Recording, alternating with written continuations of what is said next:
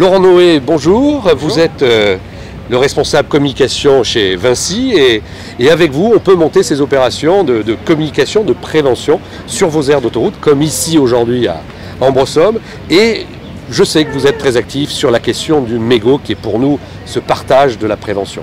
Effectivement, ça fait quelques années qu'on se connaît, qu'on travaille ensemble. Vous nous avez transmis cette passion pour la prévention des feux de forêt, mais aussi parce qu'on y est confronté malheureusement tous les jours. C'est le cas particulièrement en été. On ramasse plus de 100 mégots au kilomètre tous les jours. 100 mégots au kilomètre tous les jours. Tous les jours. C'est assez incroyable. Alors on ne peut pas tous les ramasser malheureusement. Et comme vous le savez, un mégot, il est parfois jeté alors qu'il est encore incandescent. Bien sûr. Les nombreux départs de feu que l'on peut constater le long des voies de circulation. C'est ce qu'on a vu. Nous, on a compté aujourd'hui 3 impacts de feu sur le tronçon Aix-en-Provence et ici Ambrossomme. C'est pas rien. C'est pas rien, c'est pas rien. Souvent, c'est assez vite circonscrit. Mais parfois, le Mistral aidant ou la Tramontane aidant, le feu se propage et peut provoquer des catastrophes. On en a connu les années précédentes, vous vous en souvenez. Alors effectivement, cette année encore, parce qu'on a commencé l'année dernière, on s'attache à proposer à nos clients des solutions. On ne peut pas les aider à arrêter de fumer, on ne sait pas encore trop faire. En revanche, on s'engage, s'ils nous confient leurs mégots, c'est-à-dire dans les cendriers adaptés sur nos aires, on s'engage à les recycler et en faire de la matière plastique pour faire des meubles urbains. Donc c'est le double effet qui se coule, le double intérêt de nous confier nos mégots, leurs mégots, plutôt que de les jeter le long des voies de circulation, c'est qu'on va les valoriser. Alors c'est une goutte dans un océan pour l'instant, on a recyclé 120 000 mégots, c'est que le début, c'est sur 2 aires, c'était un test. Et on va déployer tous ces cendriers le long de nos autoroutes et on va tous ensemble progresser parce que c'est un fléau, ces fameux mégots. Et je rappelle qu'au-delà du risque, ce mégot, c'est aussi un vecteur de pollution important puisque un seul pollue 10 mètres cubes de terre.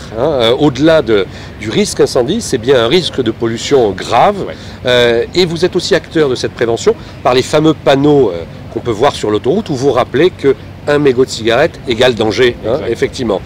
On essaye de profiter des vacances pour passer un certain nombre de messages auprès de nos clients. Ce sont des vacanciers pour la plupart, ils sont assez ouverts.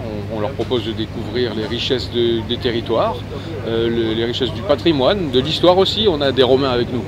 On est à Ambrossomme, donc c'est un peu normal, mais ouais. On les fait un petit peu voyager et on en profite pour les sensibiliser aux risques de l'environnement. Environnement qu'ils ne connaissent pas forcément. Le milieu méditerranéen, c'est un environnement différent de celui qu'ils peuvent connaître.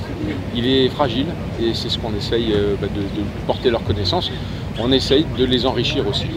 Et aujourd'hui, grand départ avec un nombre important de véhicules qui vont passer non seulement sur l'aire, mais sur la voie d'autoroute. Environ 150 000 véhicules devraient passer devant cette aire aujourd'hui.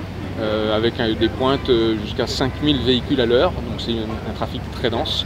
Il y aura des bouchons, c'est les charmes du premier pays touristique du monde.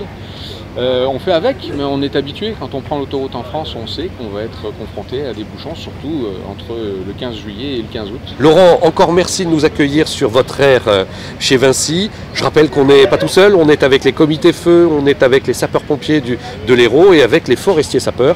Tout ça pour, encore une fois, faire passer les bons messages de la prévention grâce à vous. Vous êtes tous les bienvenus.